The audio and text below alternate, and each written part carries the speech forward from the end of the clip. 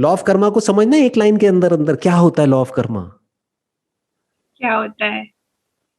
Are you really asking it because you want to know it, या फिर ऐसे ही के ठीक है पूछ लेती हो? नहीं नहीं sir, you want really. To? अच्छा। Yes sir. जो सब करते हैं उसका असर एक पर होता है, और जो एक करता है उसका असर सब पर होता है। This is law of Karma.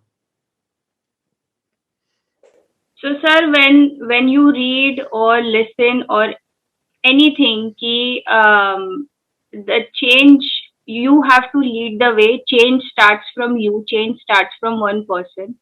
That defines this whole thing. Right, कि आपसे शुरुआत करो तो दुनिया चेंज होगी। राइट। एंड ये कोई इल्यूजन नहीं है, ये फैक्ट है जिसको आप बड़े आराम से ऑब्जर्व कर सकते हो। मैंने क्या कहा? जो एक करता है यानी जो आप करते हो उसका असर सब पर होता है। ये जो मेरा सेशन अभी हो रहा है आपके साथ में, जो कॉन्वर्सेशन है, ये यूट्यूब पर अपलोड होगी मेरे स्पिरिचुअलिटी वाले चैनल पे।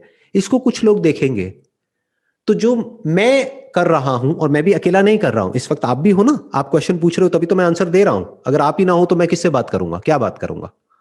तो अभी ये जो हमारी कॉन्वर्सेशन है, इसकी वजह से पूरी दुनिया पर इफेक्ट आने वाला है,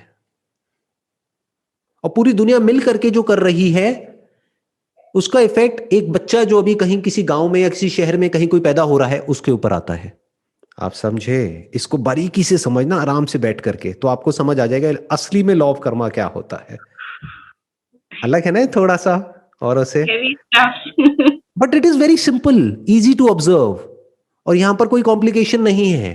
जैसे कोई पूछता है कि भाई मैं रोड पे जा रहा हूं, मेरा एक्सीडेंट क्यों हुआ, या मानो किसी लड़की के साथ में कुछ बहुत गलत हो गया। अब आप पूछ रहे हो अपने किसी गुरु से जा करके कि उसके साथ में ऐसा क्यों हुआ, तो अगर तो वो गुरु बेवकूफ है तो वो क्या कहेगा कि जरूर उसने पिछले जन्मों में कोई बुरे कर्म करे होंगे जिसका फल उसको अभी भुगतना पड़ रहा है। अगर आप मेरे से पूछोगे उस लड़की के साथ में ऐसा गलत क्यों हुआ, तो मैं कहूंगा वो एक फेलियर है। किसका फेलियर है? वो सबका फेलियर है। गवर्नमेंट का फेलियर है, लॉ एंड ऑर्डर का फेलियर है। अगर लॉ एंड ऑर्डर का सिस्टम इतना स्ट्रांग होता तो उसके साथ में वो नहीं होता।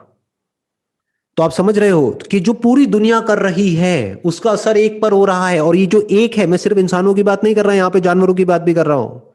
ये जो ग्लोबल वार्मिंग है उसका असर समुद्र में जो मछलियां हैं उनके ऊपर हो रहा है। जो हम प्लास्टिक यूज कर रहे हैं उसका असर उन पर हो रहा है। उन मछलियों की कोई गलती नहीं है, उन्होंने कोई बुरे कर्म नहीं करे हैं, वो इनोसेंट हैं। उनको कोई मेडिटेशन करने की जरूरत नहीं है अपने पाप धोने के लिए।